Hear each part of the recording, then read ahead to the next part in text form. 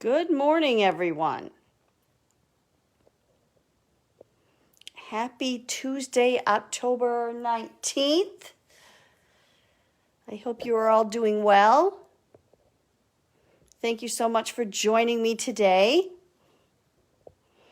We are going to say our prayers for smooth internet, and hopefully my camera will not continually try to focus like it did yesterday. I think it was the blurring issues yesterday were a combination of the internet that kept coming on and off, which is a part of daily life for us here in our part of Vermont.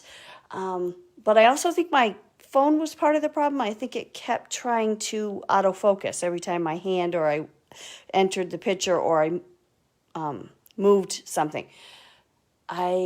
There was a lovely woman on YouTube.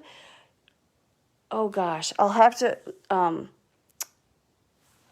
direct you to her videos. They're very, very helpful. And I asked her a question about that very issue, and she was very quick to respond and taught me how to auto lock my phone so that it wouldn't, auto lock during a video, so that hopefully that doesn't happen. So let's hope I did it correctly and that works and we won't have issues today. Okay, let's get started. I want to dive right in.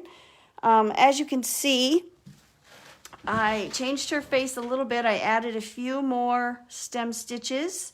I removed her big nose. I just was not happy with it at all, so I removed it, and I actually think I'm going to leave it just like it is, with just the simple line and one tiny little French knot down to the bottom to give it a little bit of nose appearance, a little more nose appearance. I know that it's not exactly as the nose and mouth are on my original drawing, but when you take a drawing and you create it in another form, whether it's painting it or wool applique or punch needle or rug hooking, not all the elements will carry through, and it didn't look right. Her nose, giving her a nose and mouth, to me, I didn't care for it. You are, of course, welcome to add your own nose and mouth. You could do it through tiny French knots. You could add a couple more French knots here and give her a little bit bigger nose, add a couple of more French knots, and make her eyes a little bit bigger, and you could do a stem stitch down here for a mouth. I just am not going to do that. I feel like her head is too tiny for that much going on. So I'm going to leave her as she is. If anybody needs me to show you how to do what I just mentioned doing, please let me know and I will show you further, or you can refer back to yesterday's video where I actually did put her nose and eyes in. You could check there and see if you like that better. I like her how she is. She looked a little too, I don't even know, a little too whimsical for my taste. So I would like to leave her like this, and that's what I'm going to do. As you can see, I finished stitching on our turkey over here. I'm going to do the crop and wattle today and stitch on the tail feathers. All right, so let's dive right in. Before I do these two, I am going to tackle the tail feathers because I have my needle threaded with 2 strands, and the crop and wattle are going to require just 1 strand, so I might as well just use what I already have here. Now, let me show you, before we begin, we're going to stitch down the lower tail feather first, simply because the lower tail feather, which is the darker piece of the ivory wool, it wasn't called ivory, it was called something else, and do you know, off the top of my head, I cannot think of the name of that wool. Sand dollar. I have my supply list under here. It was called sand dollar, and this was a darker section of sand dollar. So you want to make sure when you place it that you place it along this curve of the skirt, which is why I mentioned in our very first video how it was important to keep the curves. So make sure that you place this back tail feather on this skirt curve. If that didn't happen for you, if you struggled with that, if you weren't able to cut out your curves exactly how they are, just piece them together as best you can. Don't stress yourself over it. You can always make it work. You could trim off a little bit of this, trim off the skirt. I mean, you can't obviously dig into your pieces a lot because you'll lose the look of things if you go too drastic, and you can't dig into this skirt anymore because it's already sewn down.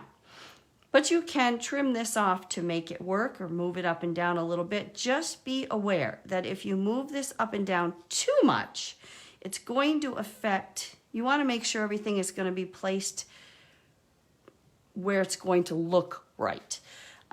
We have the turkey over here, and her neck, her top of her body is right here. So therefore you want to travel across and make sure that the tail feather, the upper tail feather, somewhat matches up on both sides. It doesn't have to be precise because of course the turkey can raise their feathers up as they go, but you don't want it to be down too far because that would just look bizarre. So you want to make sure that it's, somewhat close. This is where I plan to put it, right next to the arm here. But I'm going to stitch down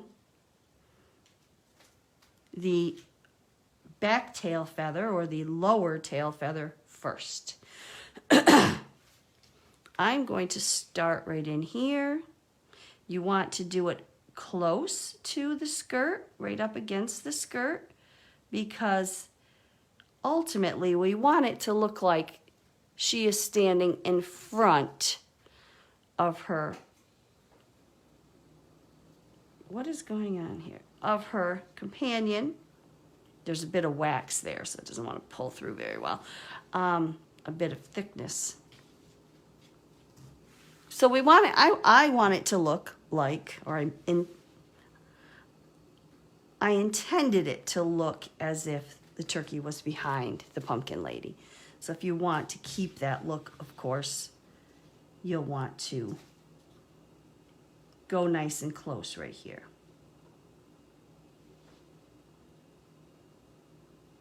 So we'll just take our first stitch.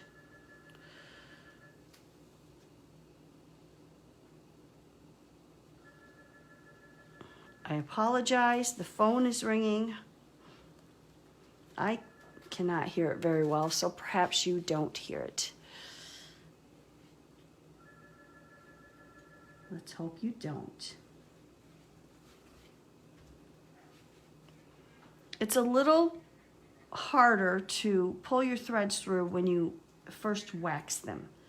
That will, as you move along, it won't be as difficult.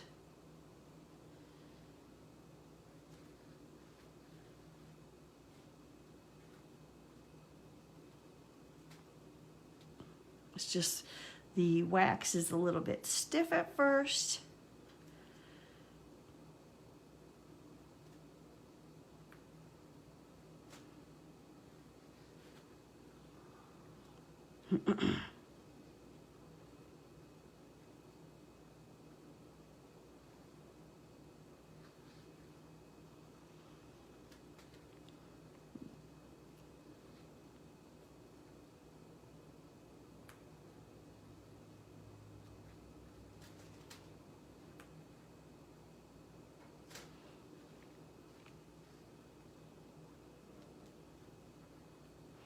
We are enjoying some lovely weather here in Vermont.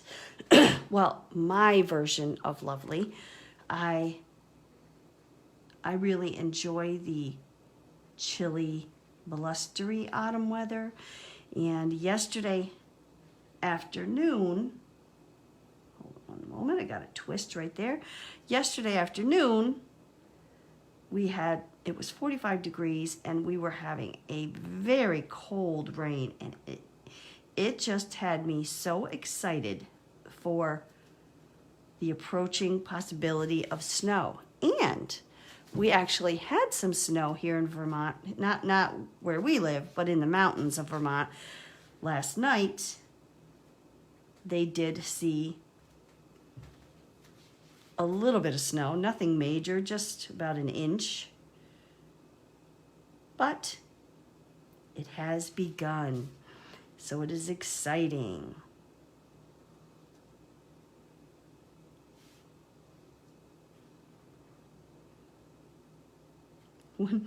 And many people feel this same way because when it actually started when the icy rain started yesterday afternoon, I was actually in this wonderful little market we have here in Paulet. It's called Max Market. And it is just such a wonderful place. They sell, it's like a little grocery store, but they also have meals they make and things like that.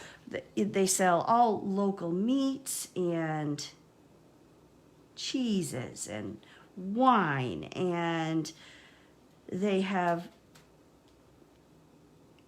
some regular grocery store items, but for the most part it's many local, like a farm stand really, but inside, and it smells heavenly in there, and their food is scrumptious, and their local meats are wonderful. And like I said, they have local cheeses and dairy, and they have wine, and they have fruits and vegetables and baked goods.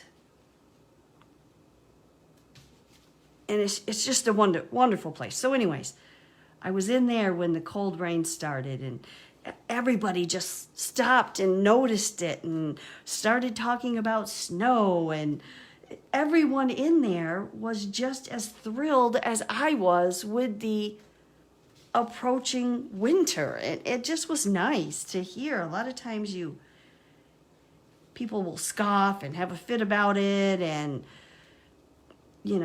there are a lot of people who don't care for the cold and the snow, and for various reasons. But yesterday it just seemed like we were all in the same mood about it and excitement about it, and it just was nice.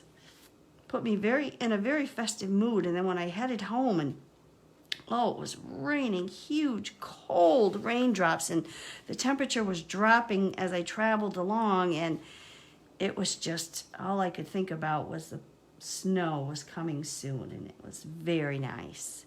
Of course, I got here home on the other side of town, and the sun was still shining, and we hadn't had any rain yet. So it was, that's how it is here in our area. It probably is like that in different areas as well. But here, you can go literally a mile down the road, and your weather will be different.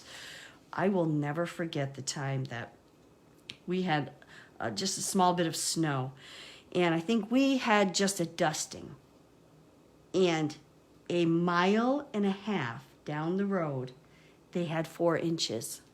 Oh my gosh, I was not pleased with that. My husband tells me that they often call where we live the banana belt because the snowstorms slide on by. I didn't like that analogy, and I do not like it when those things occur.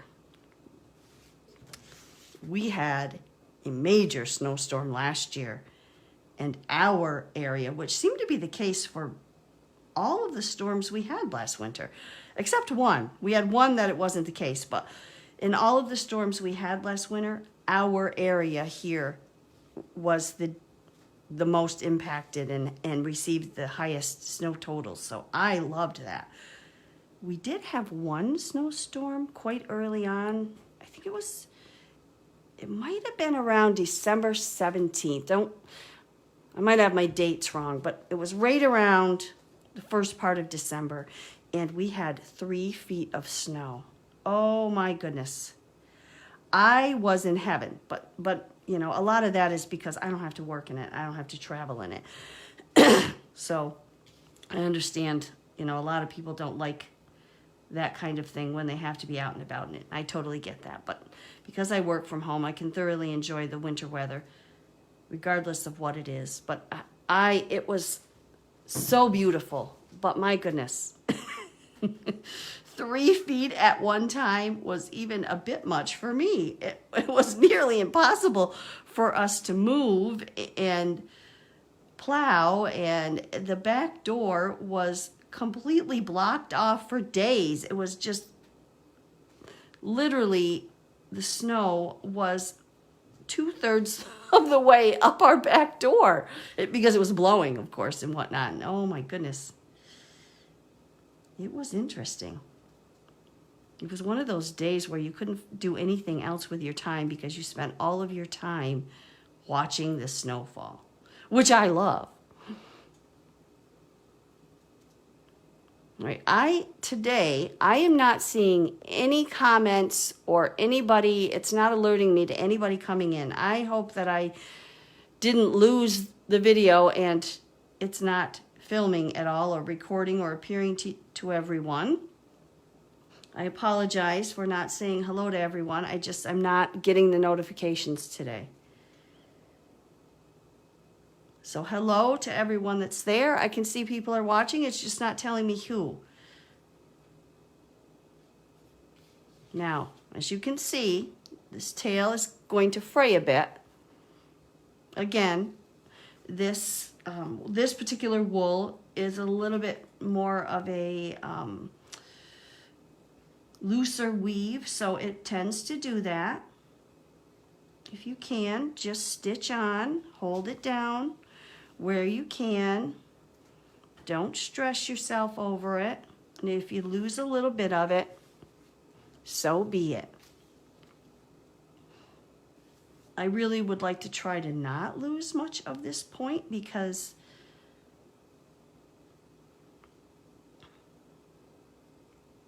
I really would like this, all of this to show, because some of the upper part of this tail feather is going to be hidden by the front tail feather, or the outer tail feather. So I would like to try to keep this if possible.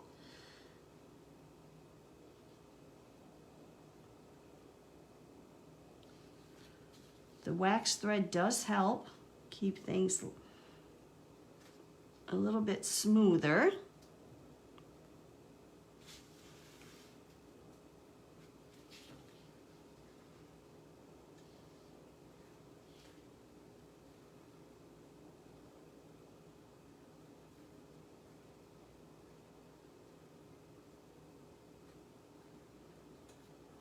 There. I can clip off a little bit of the fuzziness at some point.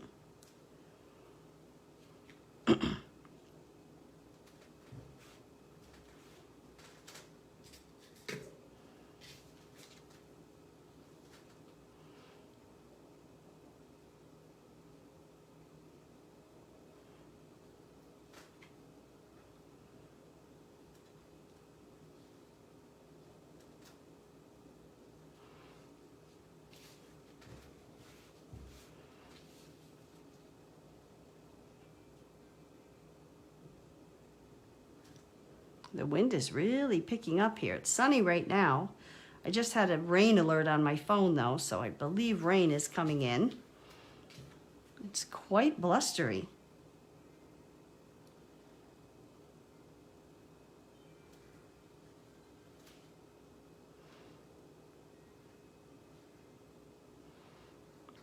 There. Actually looks pretty good. I think that little bit of fuzziness gives it an actual feather look, so I may end up leaving it.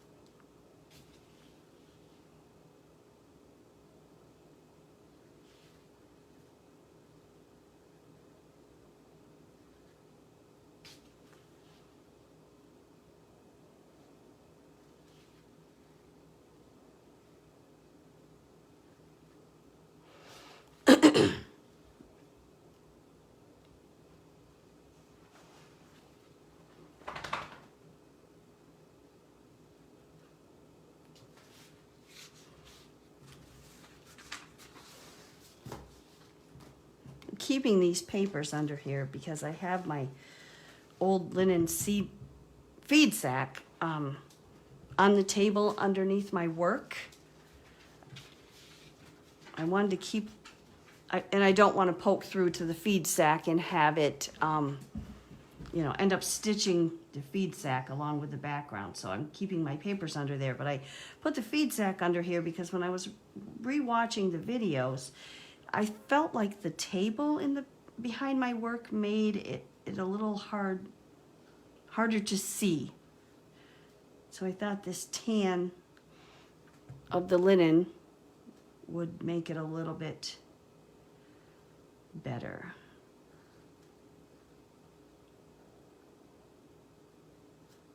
All right, and that's our last stitch. I'm just going to go down.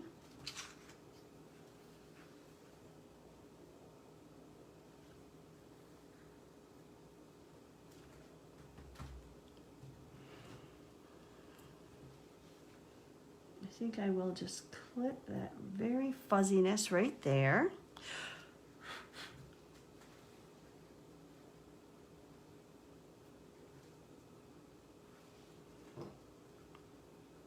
There we go. I'm just going to leave that needle right there, and I'm not going to knot it just yet, because I might be able to begin stitching the upper tail feather with that same bit of floss. So here we have this. Let me pull these out.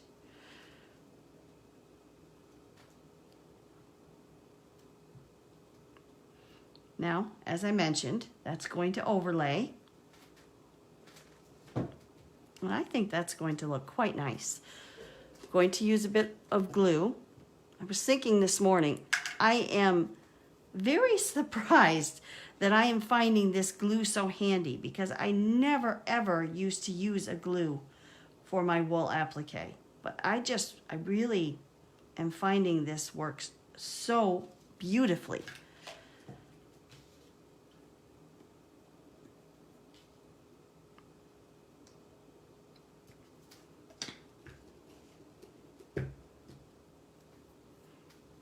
Let's sit for a second.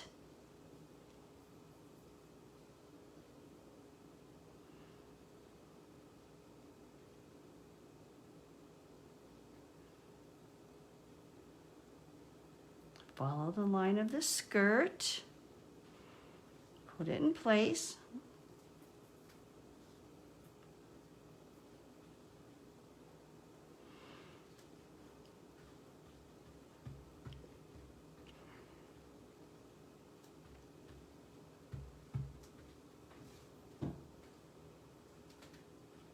I should have given our turkey a little French knot eye. I actually didn't have as much time to stitch as I was hoping yesterday. I was hoping to get a little bit more done, but it just didn't happen. I had a very busy day, and I wasn't able to accomplish as much as I had hoped. Okay, so there it is in place. We ended right about here. I think I'm just gonna, I think I am gonna put a pin in there. Just one in the center. Instead of making a knot on the back and moving it, just for time's sake, I'm just gonna move on. And use this same needle and thread. Travel over to here and begin stitching. It's not going to last me very long because it's actually not a very long piece, but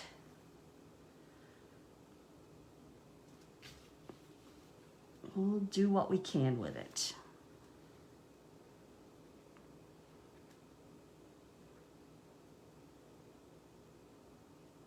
What's nice about this black thread here this time as well is it'll really give a nice well, I think anyways, a nice shadowy appearance and create the look of feather lines. At least in my mind, that's what it does.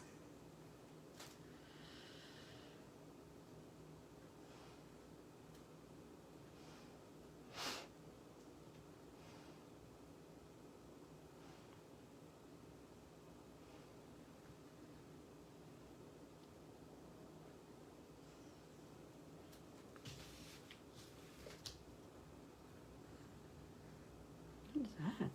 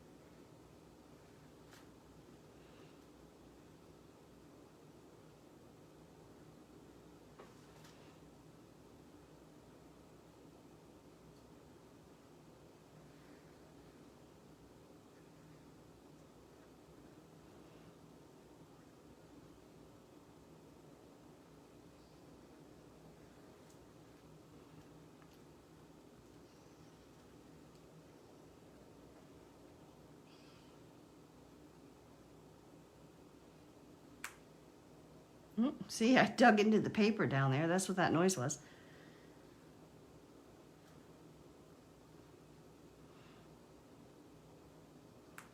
So that's probably good that I have the paper down there, because I would have been digging into either the table or my feed sack that's under there, and I don't want, I would have ended up having our piece stitched to the back, stitched to my table runner. That wouldn't have been nice.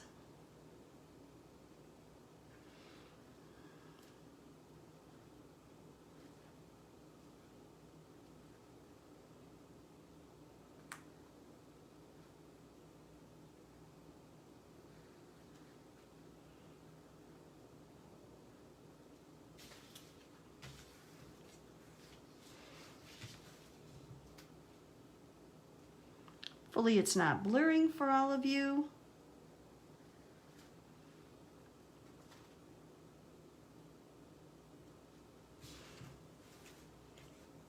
When I peek up over the top and look down at the screen, it doesn't look like it's blurring in and out like it did yesterday. So hopefully that is the case.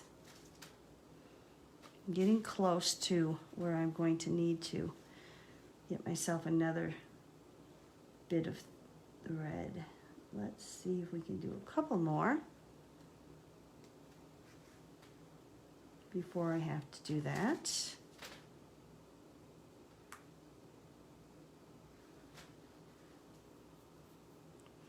All right, when it starts unthreading your needle, you know it's time to knot your threads off and start new.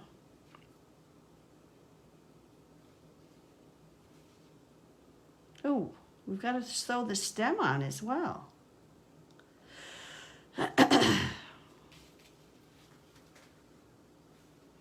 I'm determined to take another stitch here. All right. I guess now I will end it and get myself another bit of thread.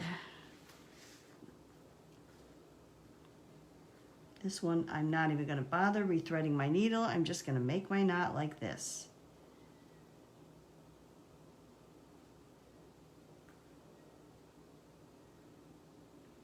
There we go. And I'm going to leave that a little bit long and not worry about it, because like I said, I'm going to put a backing on here anyways, so we will be all right. I believe I pretty much decided that I'm going to just put a back on here and then bring the back up over to the front and fold the edges over and sew them down. so it creates like a bit of a frame around it. So if you want to do that as well, you'll need something for your back. Doesn't have to be this same color, it could be any color you wish. I might use a linen, but I don't know. I might just use this same color.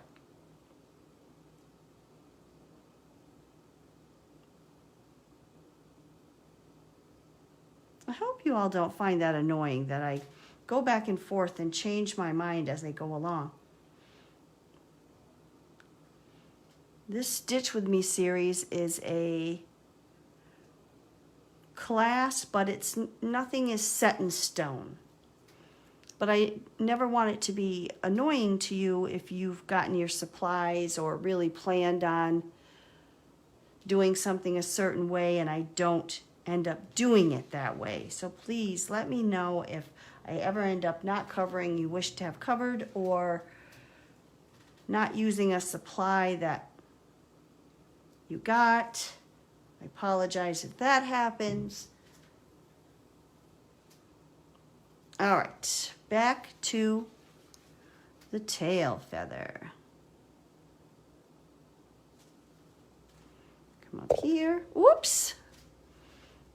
That time you probably did have some movement because I bumped the camera. And as you can see, there's some white on there because as you first begin to stitch, the wax always, when you first wax your thread, it always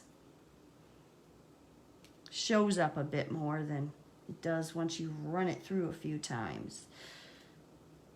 But that will disappear with the heat of your hands, so just simply press your fingers there for a moment or two and it'll warm it up enough where that thickness, that color will disappear from the wax.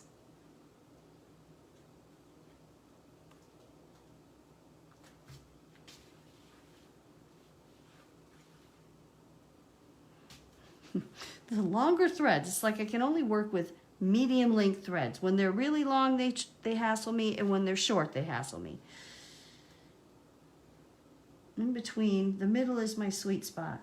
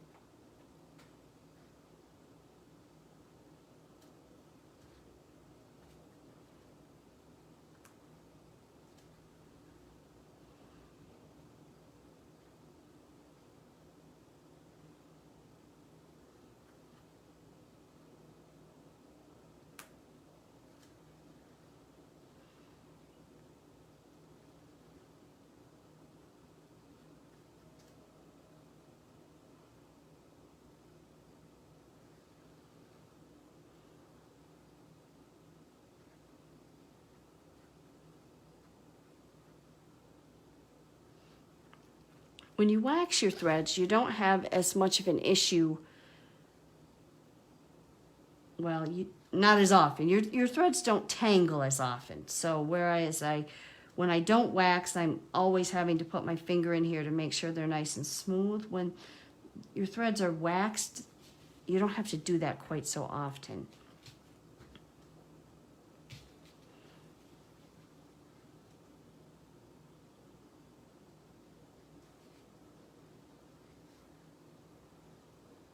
You have to concentrate, I would say, a little bit more on holding your wool pieces down because it tends to lift your wool a little bit more. So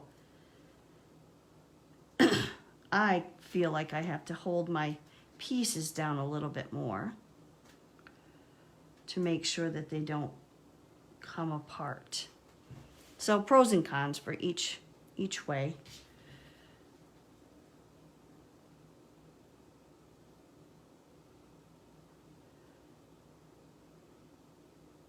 especially the tips, as you are seeing. Well, hopefully you're still in the view of the lens.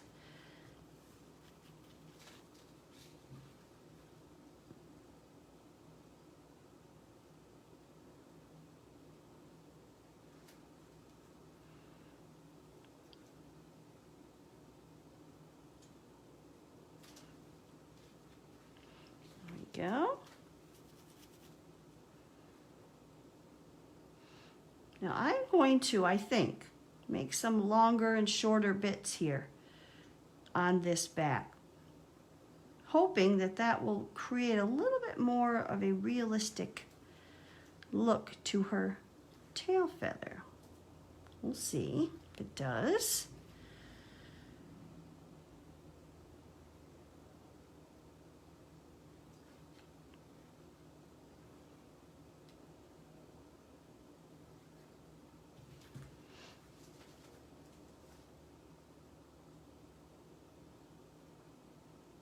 Hopefully I won't dislike it because they're uneven stitches and end up regretting it. But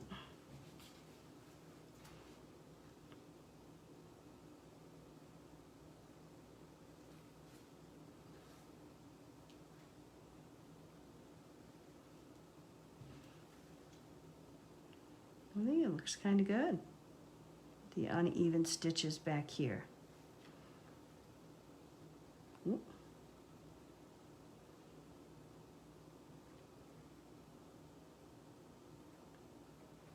It's a shorty. And for these clipped out areas where we, you know, the curves, I guess you would say, I'm going to go in further to catch that edge. Treat them somewhat like a corner is what I'm going to do.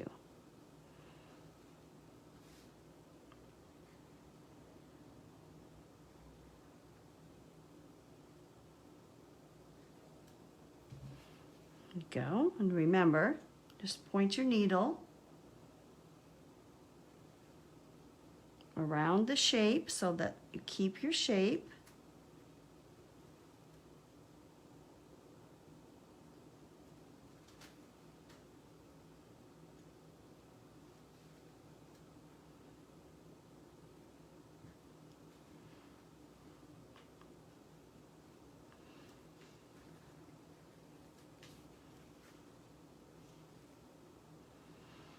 I don't feel like I did that one so well. Let's see if I can manage this next one a bit better.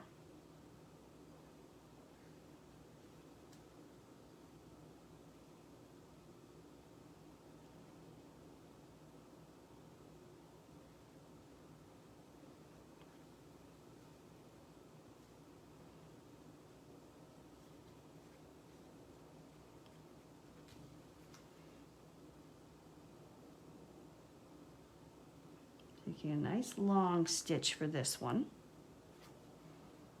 Hold this down.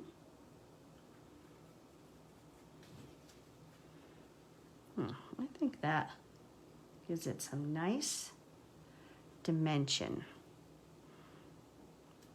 with the different lengths of stitches.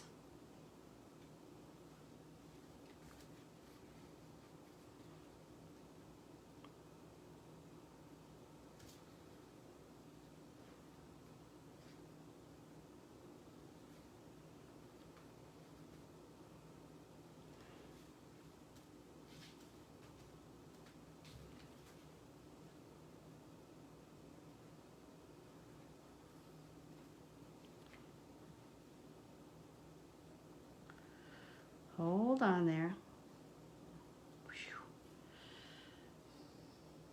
Almost had a big knot. That would not have been fun.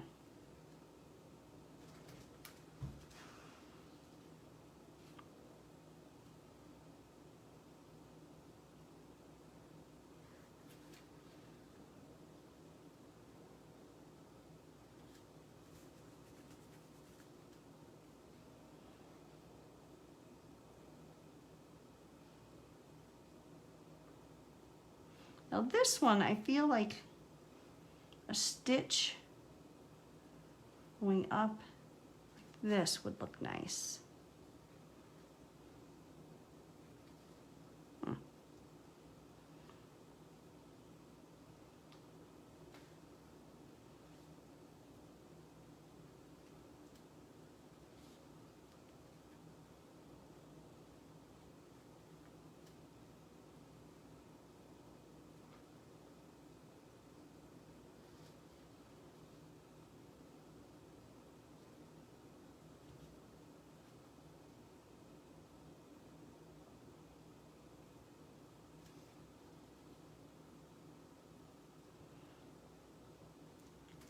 Hello, Suzanne. I can see that, or Susan. Hello, Susan. I can see that you're on there, but it doesn't show me anybody else's name today.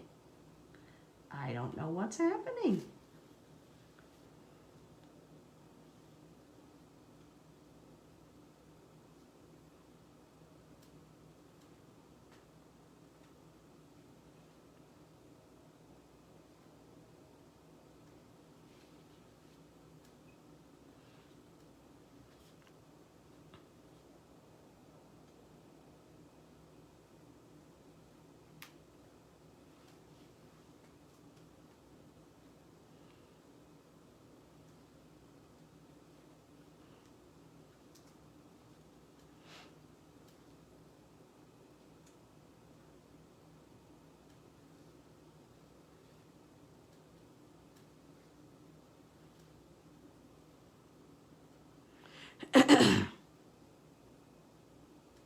All right, here's another one that I'm going to go far up and point my needle down a bit. Create a little bit of, I just feel like it helps to separate the tail feathers a bit. Make it look more like actual feathers. Well, somewhat, to a degree, to a point, I guess.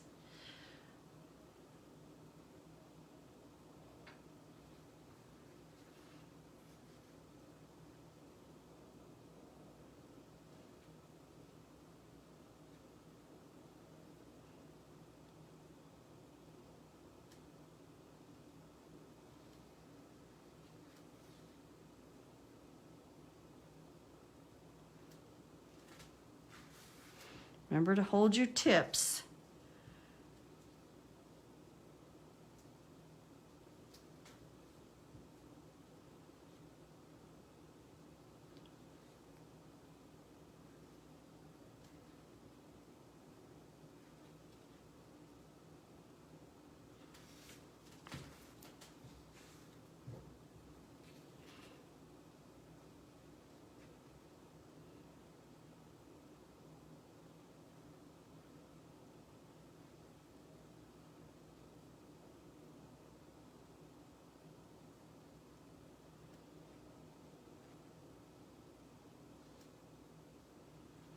I think I'll just bring this one to a point. Hold it down. There we go.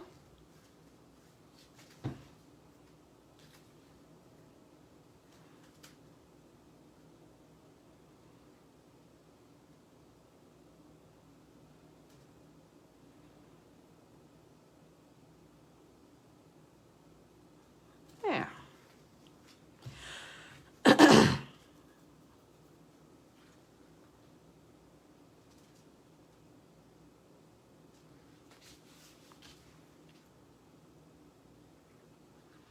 All right, let's get around this corner as best we can. These thinner tips can make themselves challenging, or can be challenging. I just feel like sometimes I just have to stop, look at it, and decide which angle to approach it.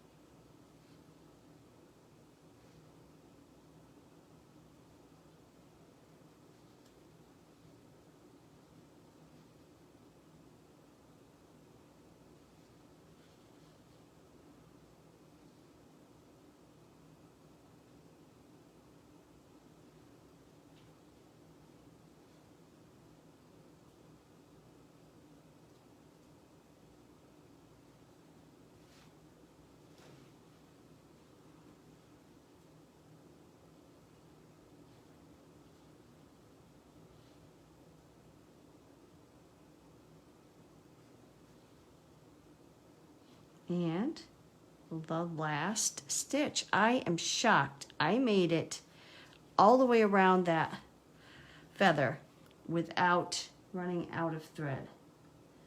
Let's see if we can get a knot done without it coming unthreaded.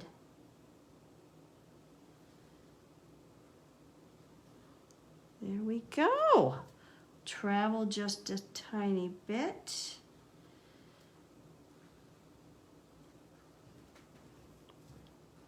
Clip it.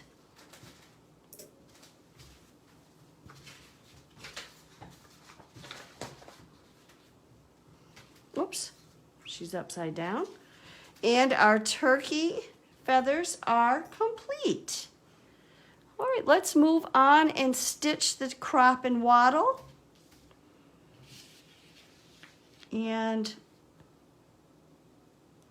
our gal, oh, we'll have to do the stem. I don't know that we'll get to that today. I don't know what time it is.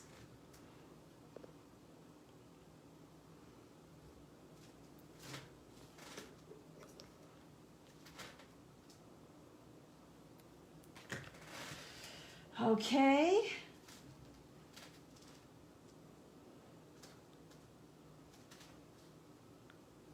Now this, I'm going to hop up here and do the stem.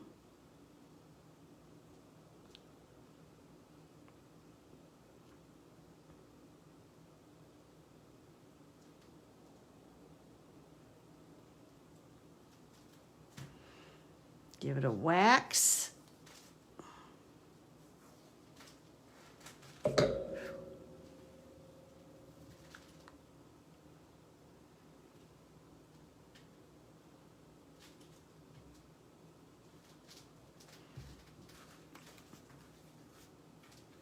I've already glued my stem down. That's why it's staying without any assistance.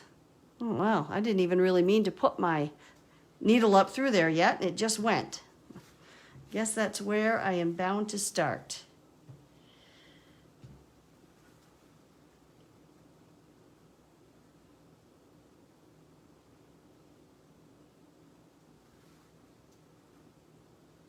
I have 2 strands of thread still, waxed thread. And stitch down our tiny little stem. And I know I said that we were going to do a stitched leaf, but I actually think I might cut, oh, for crying out loud. See the arrows, the trouble we have here. I might cut a tiny leaf, just make it a little bit bigger than in the photo on our template, and use that. Because this stem really is about the same size as that leaf. Part of this stem, this area of the stem is really no different than the leaf on the template, so I'm going to try to make it work. We'll just make it a little bit bigger than the template, than the leaf on the template.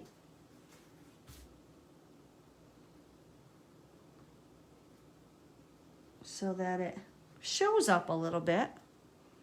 I made it teeny tiny in the photo or in the drawing, but really it could be a little bit bigger and still nice. So if you've already cut it out and want to use the small one, that's perfectly fine. But if you haven't already cut it out and you want to cut a little bit bigger leaf, just go right ahead. You don't even need to use the template for it. Just cut yourself a leaf shape and it will work just fine.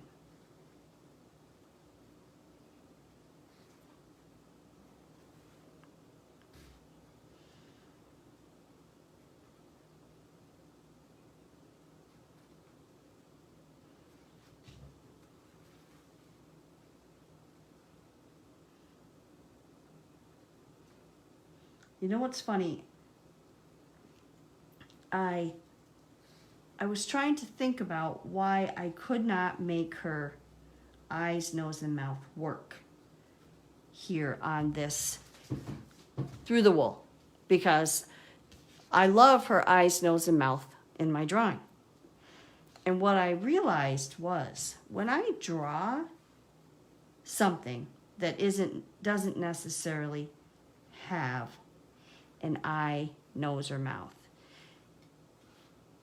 they always just seem to happen anyways. I will draw something, step back and look at it, and I see clearly eyes, nose, and a mouth, mostly eyes and nose. But I didn't draw them, if you know what I'm trying to say to you. They just seem to sort of happen. And I think that's my problem with trying to take eyes, nose, and mouth from my drawing and put them on the wool. It feels a little bit more forced, and I can't seem to do it very well. So today, when I was stitching these stem stitches here to create the grooves, I just stepped back and tried to see two eyes, and this is where they appeared to me, and that's just where I put them. And I left them small, even though they're a little bit larger on the drawing. I left them small because they just look better smaller. And a nose and a mouth, I don't know, I just couldn't make that work. Oddly, and I don't know what this is all about, I very often have trouble giving my characters, whether it's something that typically has a mouth or not. So pumpkin, of course, doesn't typically have a mouth, unless, of course, it's a jack-o'-lantern, and it does. But even my dolls, when I will draw a human figure, or when I used to make needle felted dolls or cloth dolls, I never thought they looked good with a mouth. Perhaps that's the universe trying to tell me to be quieter. I'm not sure what the message is there, but they always looked better with either just a simple line or no mouth at all. I feel like that's a message to me and to the rest of the world. We would all do better being quieter. As I sit here and talk nonstop for an hour or more to no responses because I can't see your responses. But that is a subject for a different day, I suppose.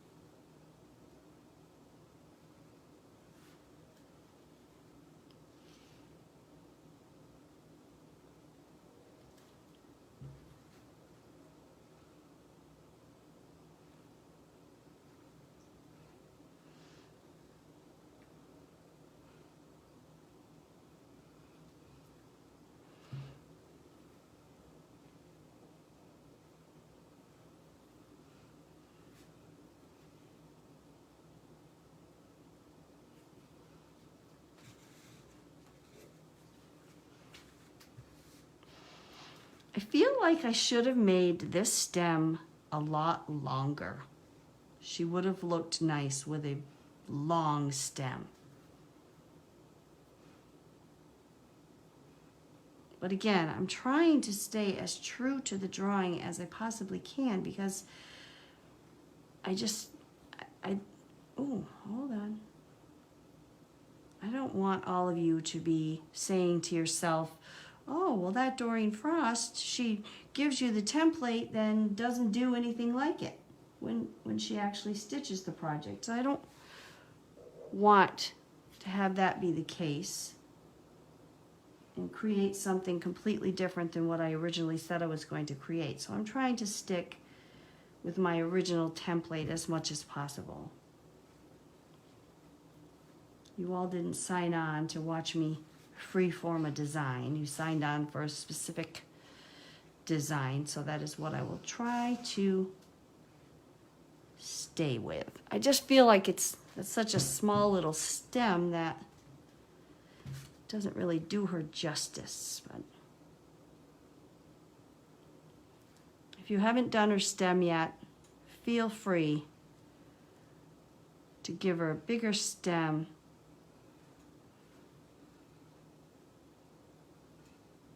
Because that would look nice as well.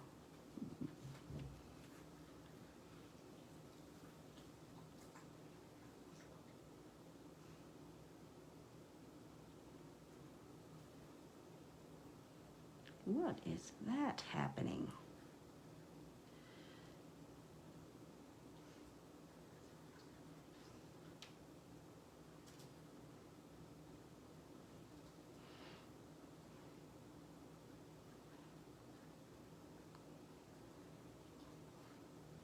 Gosh, it's practically non-existent.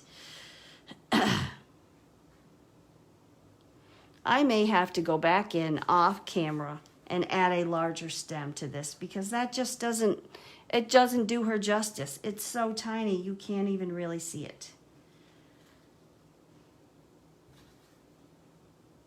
I'm not going to finish it, my friends. I'm going to leave this uncut right here, or unfinished right there, leave my stem up so I know to fix her afterwards.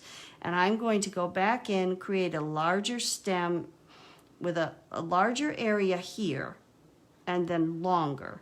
Which of course you'll see it in the next video, but I just thought I'd run through it for you all. And I'll do that off camera. I'm also going to, off camera, I'm going to stitch her wattle and crop, just like we did everything else, with one string, one length of thread, one thickness, is what I'm trying to say, one thickness of thread for these two areas. I'll give her a tiny little French knot eye, and she will be almost complete. She'll need a stem stitch right here, which I feel like you are versed enough in stem stitch after we did here and here that I can do that off camera and you'll be okay with it. And next time we meet, I will stitch a leaf, and we will finish it. We will do the backing. All right. I'm not sure. No, yes, we will be here tomorrow. I will be here tomorrow at 11 o'clock to do those things I just mentioned. Thursday, I won't be able to be here as I have an appointment, but we may not need to be here on Thursday if we finish tomorrow. So we shall see. I will go ahead and get these last few little elements finished up so that tomorrow when we meet, we can do the leaf and start on the background and go, hopefully, to the end. All right. Thank you all so very much for sticking with me through this. I hope you are finding it pleasant. Thank you to those that have reached out to me and expressed your thanks for learning things and for the design, etc. We will see you tomorrow. Have the best day.